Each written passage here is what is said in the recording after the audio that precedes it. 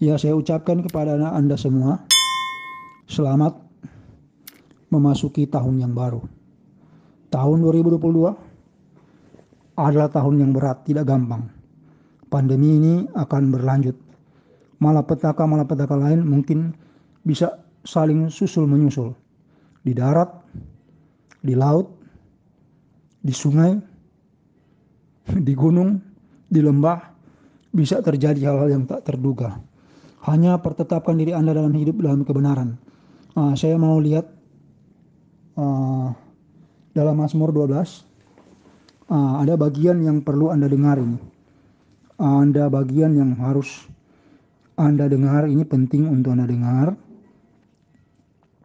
Penting untuk Anda dengar, karena ini merupakan bagian keadaan di zaman Daud itu, bagaimana kritisnya keadaan kebenaran orang-orang. Coba tolong dibaca dari ayat 2 itu. Ayat 2. Mazmur 12 ayat 2. Tolonglah kiranya Tuhan, sebab orang saleh telah habis, telah lenyap orang-orang yang setia dari antara anak-anak manusia.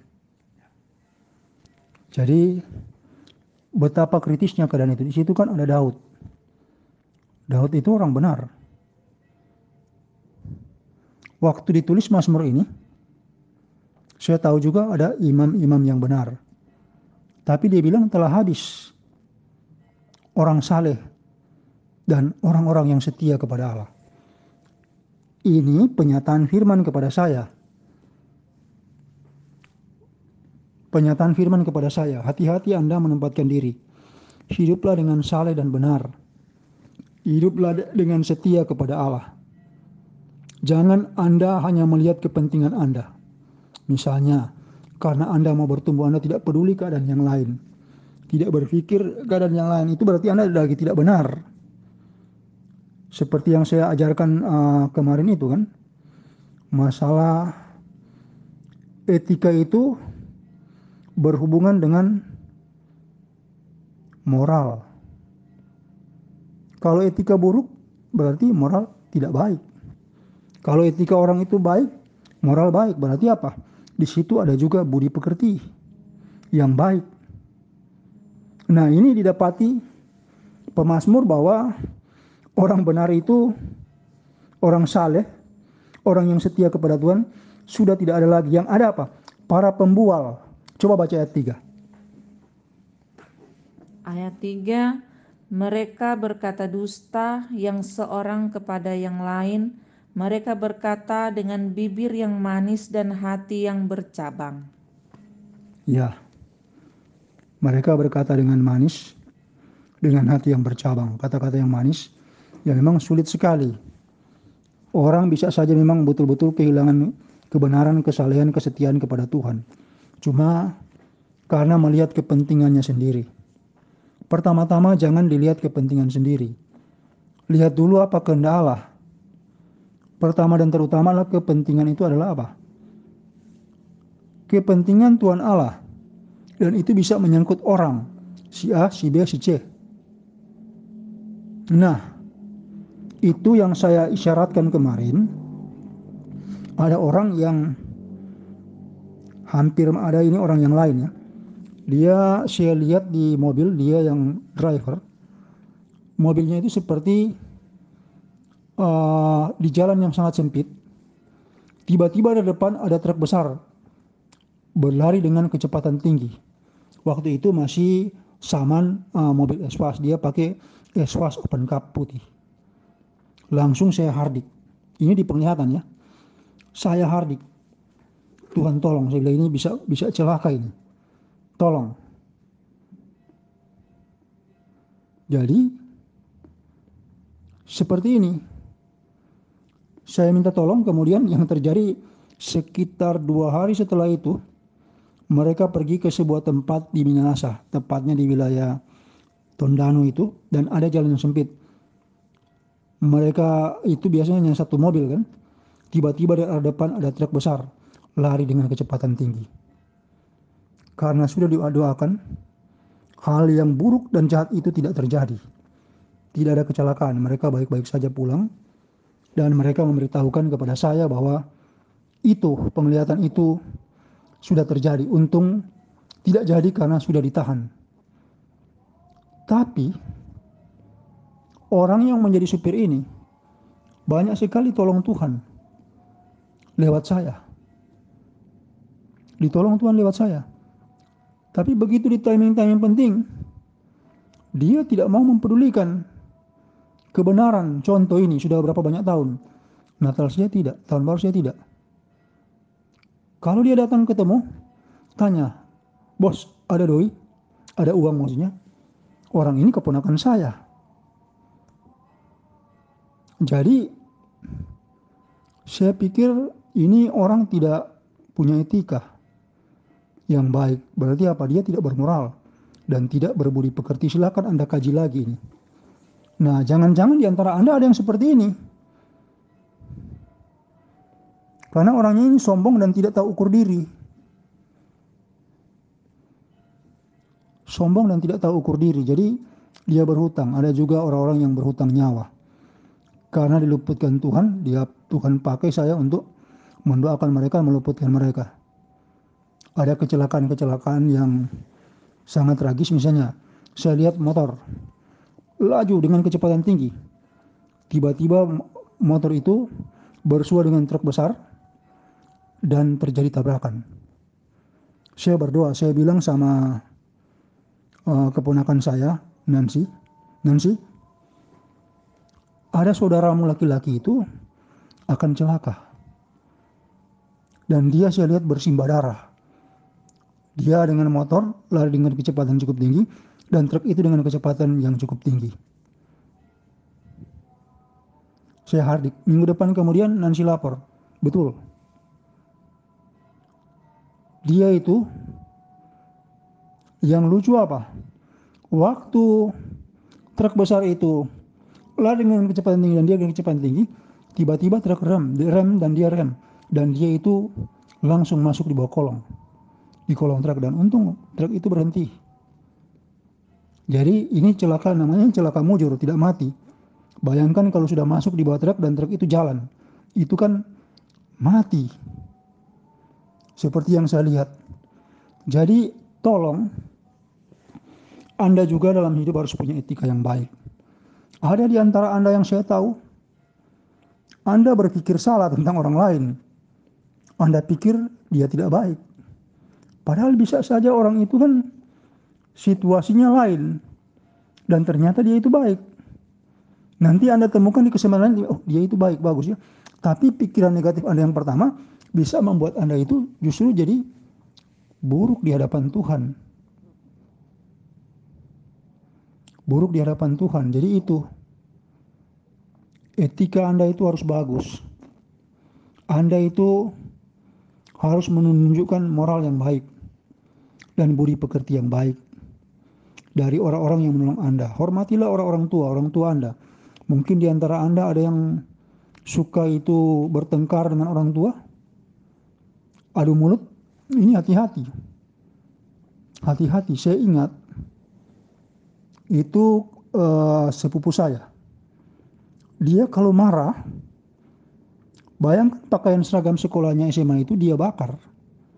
Dia sobek-sobek dan dia bakar. Opa saya lihat.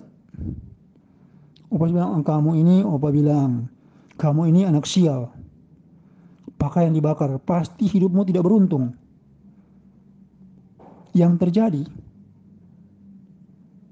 sepupu saya ini masuk polisi. Istrinya juga polisi. Dia bilang sama orang-orang termasuk saya, ya ini sebuah kesombongan sih. Hidup kami tenang, masa tua sudah jelas, ada pensiun. Saya waktu itu masih mahasiswa, S1. Yang terjadi, kemudian sekitar 15 tahun yang lalu, mereka berdua di CRC, dipecat. Tidak terima gaji, tidak terima pensiun sekarang. Hidup susah. Hidup susah sekali. Kalau ketemu saya, ya minta uang. Saya pikir orang ini harus dibantu, saya kasih saja. Dia tanya, kamu ada 500 ribu? Kenapa? Untuk beli beras. Oh, saya pikir berarti ini maksudnya sekarung beras. Saya kasih saja 500.000. Tapi budi pekerti tidak baik. Moralnya tidak baik. Kenapa? Dia ini tanda tangan palsu, tanda tangan saya untuk budel saya itu warisan pulau saya. Dia tanda tangan palsu, tanda tangan saya. Kira-kira bagaimana? Akibatnya juga dia masuk penjara sekarang. Bukan saya masukkan penjara, orang yang lain. Karena kasus kan. Ya, jadi jangan sombong dengan keadaan Anda. Jangan pikir Anda baik-baik. Besok lusa tahun 2022 Anda tidak tahu apa yang akan terjadi. Bayangkan kalau ASN tidak terima gaji lagi, misalnya contoh ya. Bayangkan kalau Anda pengusaha kemudian tidak ada yang beli dagangan Anda karena keadaan kacau sekali. Bagaimana kalau kemiskinan terjadi, di mana-mana terjadi malapetaka, kemudian orang-orang menjarah. Kan mereka lihat orang kaya, itulah yang pertama mereka jarah. Ini keadaan tidak pasti, entahlah seperti itu bagaimana ke depan. Yang pasti dalam Tuhan itu ada kepastian. Dalam Tuhan ada kepastian. Ya, saya juga itu kenapa ini berinisiatif di bulan Desember untuk membantu orang-orang yang miskin dan susah. Karena coba lihat Mazmur 12 ayat 6, coba Anda dengarin ya. Ini sebagai salah satu dasar. Mazmur 12 ayat 6, oleh karena penindasan terhadap orang-orang yang lemah, oleh karena keluhan orang-orang miskin, sekarang juga aku bangkit, firman Tuhan. Aku memberi keselamatan kepada orang yang menghauskannya. Ya, jadi perhatikan itu sebab saya bilang, barang siapa itu menolong orang miskin, berarti dia itu mempiutangi Allah. Allah itu berhutang sama dia. Buktinya ini, catat baik-baik, Mazmur 12 ayat 6. Orang susah, orang miskin itu ternyata bisa membangkitkan Allah. Murka Allah bisa menyala karena penindasan terhadap mereka. Sehingga saya bilang ini, wah gila juga. Gembala ini, pendeta ini dapat gajinya 300.000. Baik di GPDI maupun di Bethel, di gereja seasis dengan saya, Bethel. Kan ketika mereka berdoa berarti apa? Kena gembala sidangnya. Saya sudah bilang kemarin, sakit-sakitan jadinya kan. Ya, saya tidak mau diadukan seperti itu. Jadi saya perhatikan, yang paling kecil pun, yang paling bodoh pun, yang borderline di antara kami pun, saya harus perhatikan. Memberi perhatian yang wajar. Kalau saya salah, terlalu berat saya bentak. Kalau bikin prestasi saya puji, bahkan saya kasih uang.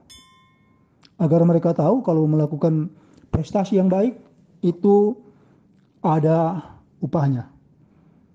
Kalau melakukan kesalahan, itu juga tidak baik. Orang-orang yang mengerti akan marah dan kemudian, apalagi Tuhan, itu dianggap sebagai dosa kan. Nah, ini sebagai pelajaran. Coba Anda lihat orang-orang Majus dari timur. Saya kan sudah bilang kepada Anda itu kelompok Eseni, orang yang mencari Allah siang dan malam.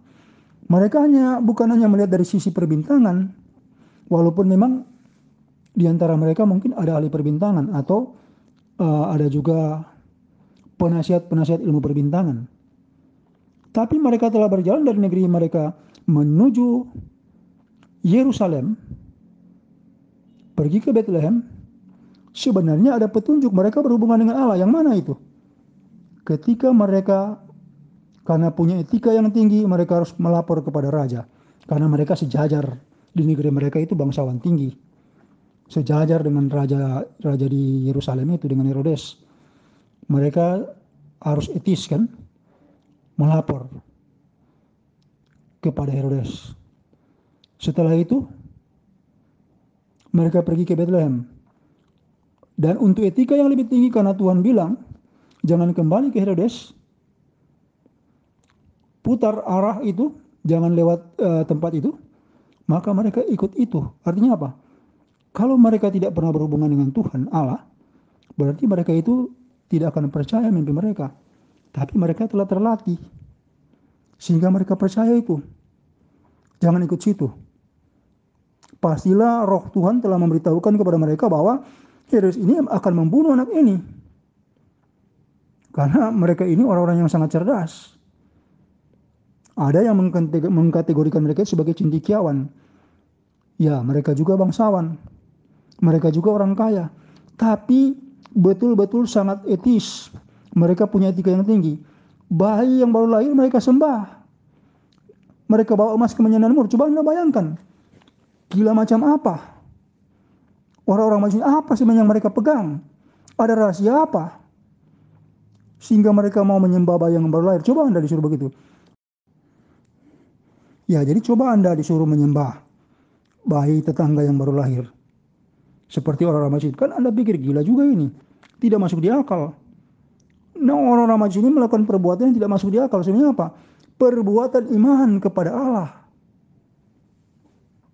Dasarnya apa? Ada etika. Bayi ini adalah maharaja. Mereka tahu formasinya maharaja ini. Emas diberikan kepada orang mulia termasuk raja. Kemenyan diberikan kepada roh. Bukan kepada raja manusia. Tapi raja roh.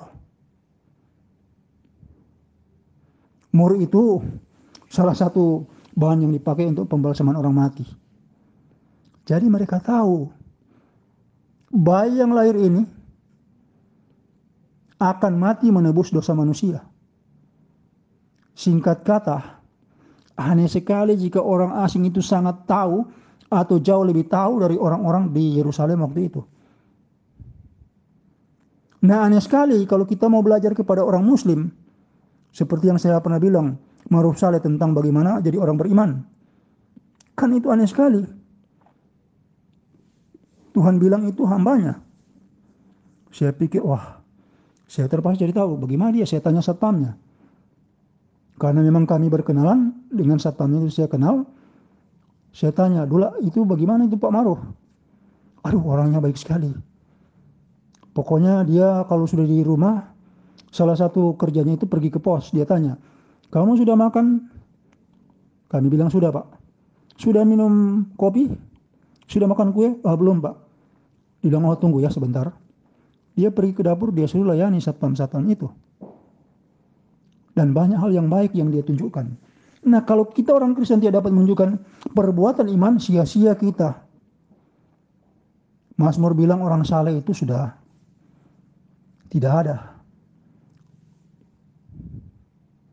Orang yang setia tidak ada. Karena rata-rata orang itu mencari kepentingan dirinya.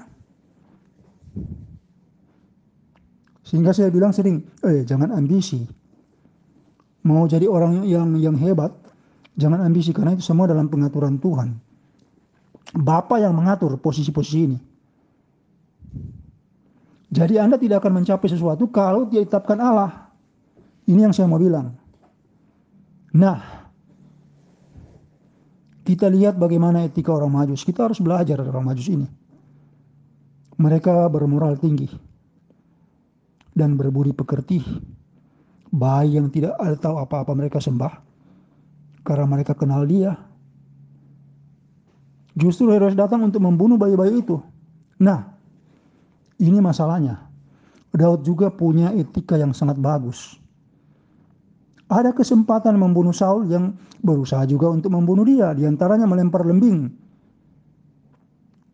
Dia lempar lembingnya ke Daud untuk maksudnya membunuh Daud. Untung tidak kena. Dia suruh pasukannya cari dan bunuh Daud. Untung tidak ketemu. Ada kesempatan dia mau bunuh Daud. Ada kesempatan dia mau bunuh Saul. Dia tidak membunuh. Kenapa? Dia takut. Kenapa? Saul itu diurapi. Diurapi Allah lewat Nabi Samuel. Sama. Daud juga kan diurapi Allah lewat Nabi Samuel. 1, dia takut melanggar.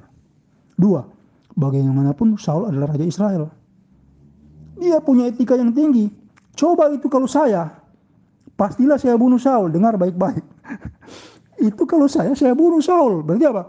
Etika saya buruk. Kurang menghormati Allah. Tapi Daud itu kenapa dia jadi orang yang mau mendapatkan hati Allah? Karena dia punya etika tinggi. Sangat bermoral dalam hal itu. Dalam hal lain dia brengsek, pakai istri orang.